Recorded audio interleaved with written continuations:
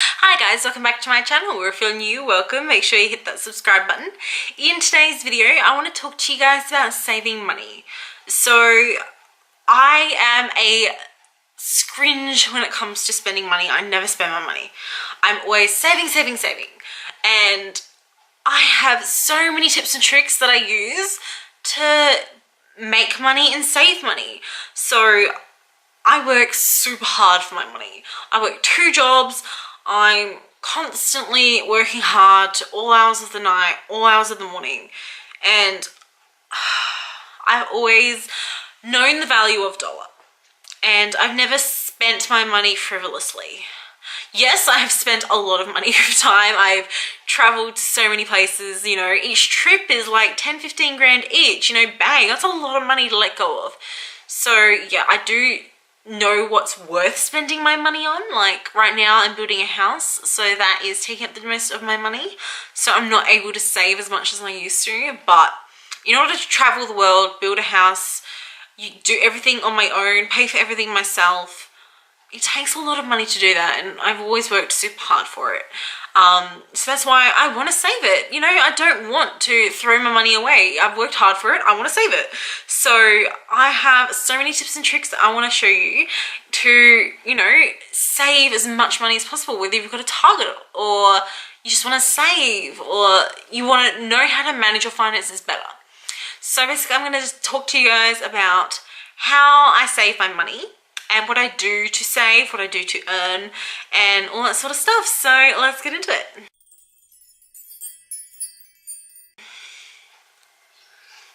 Basically, I've got a little list on my phone of kind of what I want to talk about. So the first thing I have is having a goal or a target. If you have a reason to save your money, it's going to be a lot easier to do it. Whereas if you're saving for nothing, you're just going to be like, well, I don't really have a target, I'll just buy it, you know, like, have a target, set a goal, whether it be saving a certain amount of money or saving for something.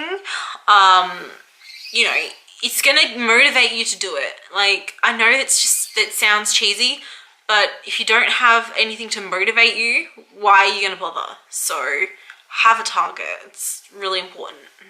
Something that I've always been laughed at about is making sandwiches and taking them to work for lunch.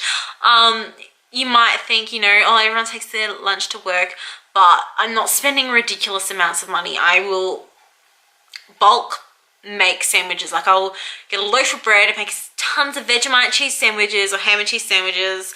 I know I'm so boring, but then I will put them in little bags and freeze them. So my freezer is full of sandwiches. It's kind of like meal prep, but it's super cheap. How much does a loaf of bread cost? How much does some slices of cheese cost? Like, not much. Like, you're spending a couple bucks a week. Not even, like, you can make that for 2 weeks, you know? So I take them out of the freezer in the morning and pop them in my bag. By the time it's you know, time for me to eat, it's defrosted and it's fresh, and it's like eating a fresh sandwich. So instead of wasting my time making a fresh sandwich in the morning, I have one pre-made, defrosting in my bag, ready to go for lunchtime.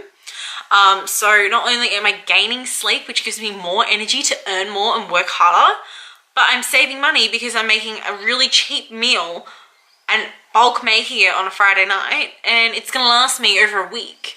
So it's worth trying, even if you're like, ooh, that sounds gross, how's it going to defrost? Like, just try it. Like, make a couple sandwiches, put them in the freezer, take them to work, even if you've got like a backup lunch or something, you know, just see how it goes, see if it works for you. But that's just what I do. I've been doing it since I was literally like in like a little kid in school. Like, my whole life I've been doing this, so I guess that's why it makes sense to me and why I can justify it and why I'm okay with eating a defrosted sandwich. But, you know, having cheap meals and, you know, stuff like that, I wouldn't say go into Costco and buy in bulk, because I personally don't see the value in it. I just buy things on sale at the local supermarket. But, you know, try it. Like, I'll have a defrosted sandwich and some muesli bar or something, and that's basically my meal. And I don't need to overeat. I don't need to go out and buy food. if there is free food, I'll have that instead. But it's really cheap and it lasts a while, so I would suggest trying it. It saved me a lot of money from buying lunches or wasting my time spending money on a lot of ingredients to make a hot lunch or something. It's cheap, it's easy, and it's a time saver, so all good. Something else that's kind of obvious is setting yourself a spending budget. Like, oh, I'm not going to spend more than X amount of dollars this week. You know, you've got to limit yourself. You've got to set targets, whether that not just be a savings goal, but also a spending limit. So you've basically got to look at your income, take away all your expenses, and what you've got left, spend like a tenth of it. Say you want $100 at the end of the week, spend $10 and that's it. Like, you've got to save as much as you can. Spend only when absolutely necessary. And that being said, when it comes to your expenses, cut as many as you can. Like, if you've got a phone that's costing you $100 a month, find something cheaper. Like, I prepaid my phone bill for a whole year. It spent, I think it was like $315 for the whole year. That's unlimited calls and texts and 32 gig of data a month. So, and I bought my phone outright, which means I'm not paying more money to have it over a month. Yeah, not everyone's going to have $1,000 upright, but if you save, one, you will have $1,000 upright, and two, you pay more for the phone by paying it off with your bill. So find ways to cut expenses. You don't need to go out and buy a $4 coffee every day. One, make it yourself. Two, go without. You know what I mean? Like, I go without a lot of things. I don't treat myself. I don't spend money. And yes, you might say, Kate, there's so many high-end makeup hauls on your channel. There's so many hauls. You're always shopping. That's because I save my money and I never buy myself things so that way I can haul.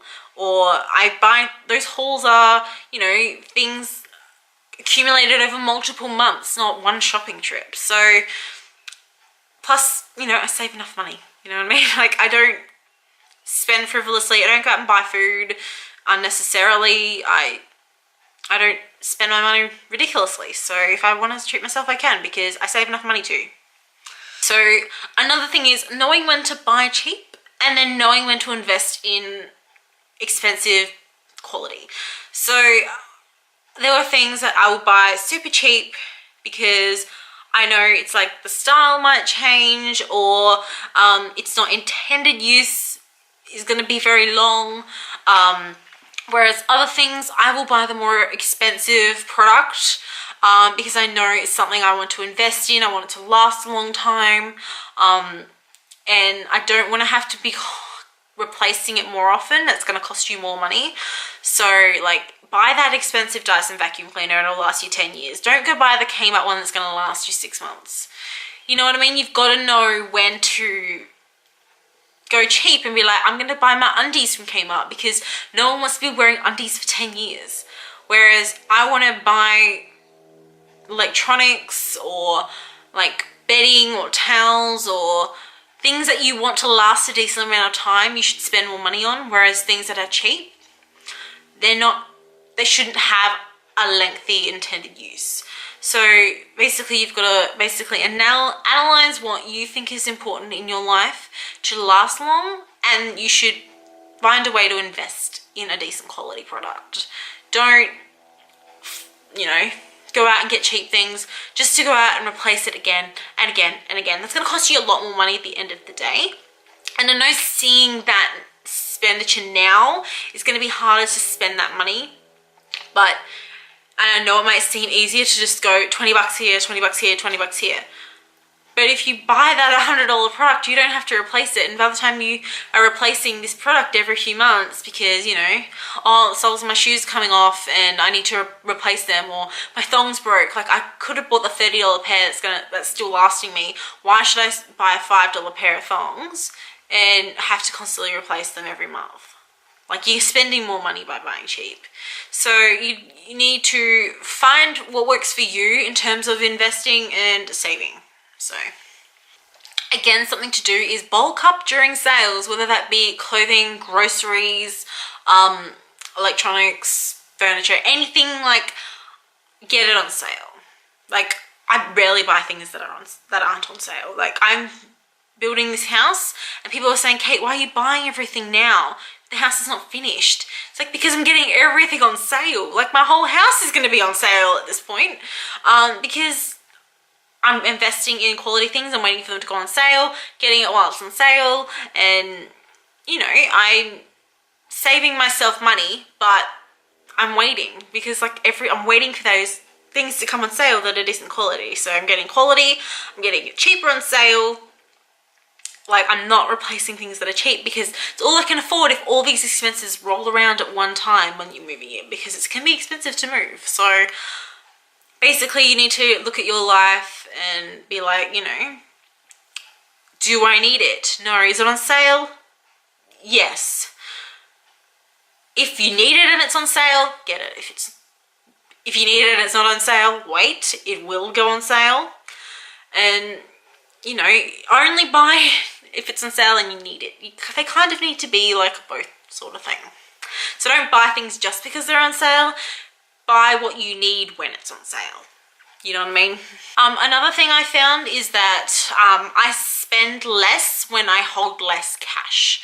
So I know when I spend cash and it's all gone and it's like I've run out of cash and I can't see where I've spent it, there's no records.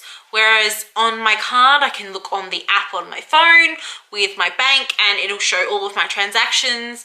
And when I can see it staring me in the face and I can see where all the money is going, I spend less because, you know, it's gonna haunt me because I can see it every time I look into the app. So I tend to spend less money when I have less cash. I'm not saying hold no cash. You need to hold some cash. You know, there have been times where I haven't held enough cash and I've got myself in a pickle and I've had to rely on the kindness of strangers to help me because I didn't have enough cash. And I'm not saying don't hold cash, just don't hold too much, because it's easy to lose yourself in your spending when you can't see it and where it's going. You know what I mean? So, I mean, that might work opposite for you. You might find that it's harder to spend cash, but with a card, you can just go swipe, swipe, swipe, and who's like, you know, none the wiser. I guess you've just got to see what works for you.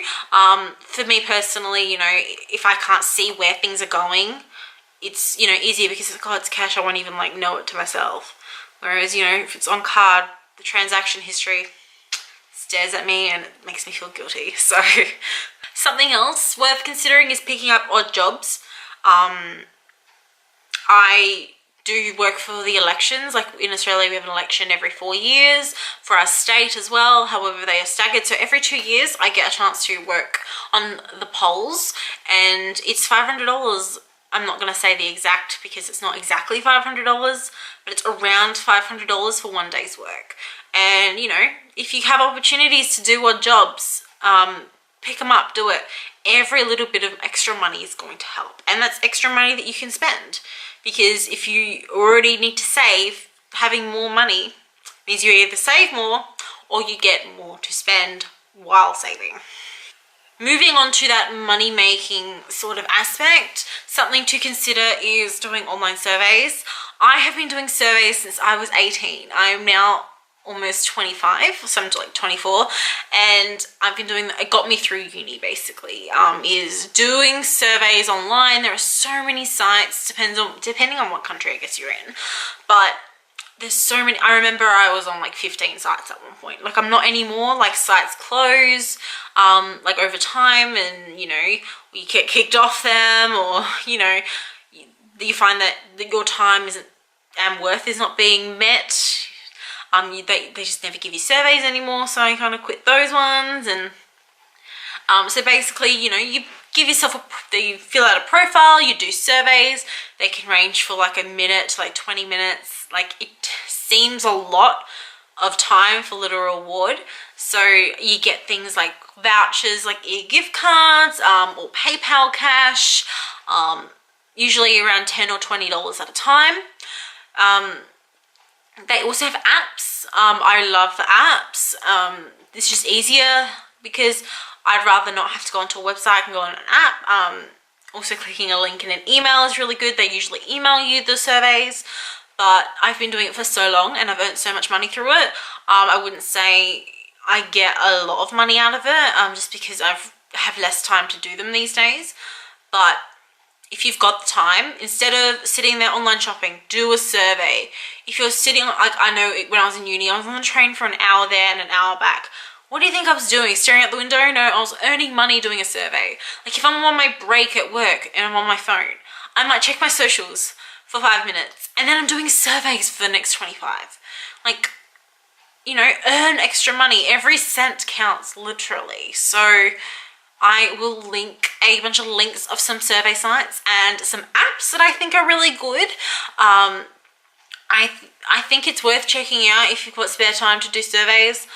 See if it's worth it for you. You might think, oh, because there's some sites that'll even give you money for not qualifying for a survey. Like you won't just, like most of them just give you entries into their prize draws, which is like not, you know, you never win them because I don't think they exist. But some will actually give you, like, there's this one site that gives me 20 cents even if I don't qualify. Or there's a site that'll give me 3 cents if I don't qualify. And you think, oh, what's the point? Like I just clicked the button and I got 3 cents. Like I clicked the button and I got 3 cents. Click it again and you get 3 more cents. And it just continues and you think, but like, how is that worth my time? Like that's nothing, that's not money. It's not, you can't even spend 3 cents here in Australia. The smallest denomination we have is 5 cents. And one, it adds up. And two, if you consider the 2 seconds it took me to click that, let it load and say, no, you failed, but you got 3 cents. Say, for an example, you earned $20 an hour, generalizing because it's an easy number, and then you divide that hour per minute. And then you might get, what, 10 cents? I don't know. Depends. I have not done the math. And then you divide that minute again by seconds. You would get more by that 2 seconds of clicking that button than you would standing there at work doing nothing. So I guess you've got to see that relevance that yes, you do earn more because you're going like, how much do I earn per hour? Or how much do I earn per minute or per second? You actually are earning decent amounts. So it's not like you're doing something for nothing. You've just got to do the math on that one and see that you might not be earning a lot, but you are earning a decent amount for the time that you are spending. So I will leave a bunch of links for websites and apps that I think are really good down below, so make sure you check out them. Something else that I want to mention is probably for those of us who have already saved enough to do the whole house thing, but what I'm currently doing is having my money in multiple accounts. This might help you in terms of having different savings accounts for different things, different spending accounts.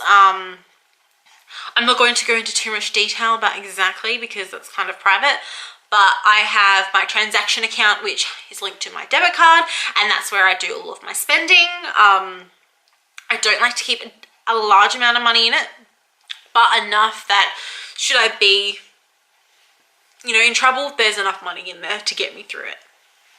Then I've got my credit card that I always pay off literally minutes after using it anyway. I never let money sit there, like in terms of, I never let debt sit there. I always pay off my credit card straight away. I just can't live with debt. Like I have a HEX debt and it's like 30 grand and I pay $20 a week towards it, and you might not, that's a expenditure I guess that I'm willing to make to reduce my debt in the future, because who knows what's going to happen. I might not be able to afford to pay for a HEX debt, so I'd rather pay for as much as I can now, and $20 a week is what I can afford. But having debt is not good if you want to save, so pay that off straight away. So maybe even don't have a credit card. I mean, I kind of need one, like as most adults in the world, but you know, if you can avoid having a credit card, don't have one. If you need to have one, pay it off immediately. Like make sure you've got the money to pay it off before you even use the card. Then I also have another savings account that I can't touch unless I go down to the bank. I can add things in through my app all the time. I always add to my savings account constantly. Can I withdraw from it without having to make it difficult for myself? No. So if it's too bloody hard, because I'm lazy, so if I can't just transfer the money or if I can't spend straight from it, I'm not going to bother. And if I can't touch it, I'm not going to go all the way down to the bank. I can't be bothered. I don't have time. I'm working while the bank is open. So if I can't touch it easily, I'm not going to spend it. And that's a good way to save. Make sure you kind of like give yourself a little ban, like by stopping yourself from having easy access to that account. Then of course I've got my mortgage, and then I have a mortgage offset account. So basically this is where the majority of my savings go. So this money in this account basically offsets your mortgage, so you aren't paying interest on the same amount of money that's in that account. So say you've got $10,000 in that account. That $10,000 is going to offset off your mortgage, so you are paying less interest over time because you've got a smaller mortgage, because that $10,000 is $10,000 less that percentage of interest is. So say you've got a mortgage that you pay 4% interest on. That 4% of that $10,000 you no longer have to pay. So I think I'm not explaining this very well, but basically I'm paying less interest on my mortgage because I put my savings into an offset account. So it's something to maybe ask your bank about if you've got a mortgage or if you're considering getting a mortgage. But having this offset, I don't have $10,000 in there. I'm not going to tell you how much I have in there. You know, it's offsets, so I'm not paying as much interest. So once you pay your interest every month, you will see once you've started the offset account, oh my God, I paid less interest. So you're paying off your mortgage quicker, and the sooner you pay off your mortgage, the more you save because you're paying less interest. And interest is expensive. Like, you will see when you pay interest off your mortgage, it's like, damn, that number barely went down. Like, I'm not paying the money off the mortgage, I'm just paying interest all the time. So if you can you can spend less on interest and spend more of paying off the mortgage, you will pay your mortgage off quicker and you will save yourself more money and time. So it's more of a lengthy sort of process, but definitely consider it if you have a mortgage, getting an offset account, because you are saving yourself so much money on interest just by holding your savings in there. And I know you might think, why save myself paying interest in that offset account when I can earn interest in a savings account? And yes, I do earn interest in my savings account, but the reason I don't hold as much money in there anymore when I just move my savings into an offset account is because the money, you might only earn 2 or 3% interest max, but you're saving yourself against 4%. So you're actually saving more money by putting it into the offset account, whereas the money you earn on an interest account is less. So the money that you earn on interest in a savings account is actually less than the amount of money that you're saving through your offset account with your interest in the mortgage. So again, something to consider. If you don't have a mortgage, definitely go for earning that interest in the savings account. But I think that you do save yourself more over time in terms of putting your money in an offset account and paying less interest. So if I earned more interest than I was saving in my mortgage, yeah, I would do that, and then I'd use that interest I earned to pay off the mortgage. But something else to consider is that you have to pay taxes on the interest that you earn, whereas the interest that you save in your offset account, you don't pay interest for it because it's something that they're taking away from you, but they're taking away less rather than something that you're earning and it's additional that you have to pay taxes, so you're earning even less than you originally think. So again, something to consider is that you do pay taxes on the interest that you're earning, so you're earning even less than you think. So yeah, consider an offset account if you have a mortgage. It's a really good idea. So yeah, basically that's how I save my money. I work super hard.